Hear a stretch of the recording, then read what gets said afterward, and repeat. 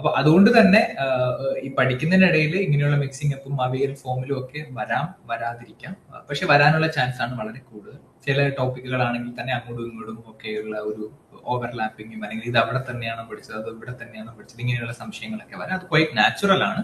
അപ്പൊ അതുകൊണ്ടാണ് ഞാൻ പറഞ്ഞത്, ഇനിയുള്ള സമയങ്ങളിൽ അതിനെ ഒന്ന് വെട്ടിത്തെളിക്കുന്ന ഒരു പ്രോസസ് ആയിരിക്കണം ചെയ്യേണ്ടത്. പുതുതായിട്ടൊരു ടോപ്പിക് എടുത്ത് പഠിക്കാതെ നമ്മൾ ഓൾറെഡി പഠിച്ച ടോപ്പിക്കിനെ കുറച്ചും കൂടി പ്രിസൈസ് ആക്കി വെക്കുക. കാരണം ഇനി അങ്ങോട്ടുള്ള ദിവസം ഒരു ടു വീക്സ് സമയം നമ്മൾ ഉണ്ടെങ്കിൽ ഇപ്പൊ നമ്മൾ പഠിക്കുന്ന കാര്യങ്ങൾ വളരെ ഷോർട്ട് ടേം മെമ്മറിയിൽ സ്റ്റോർ ചെയ്ത് വെക്കാൻ നമുക്ക് പറ്റും.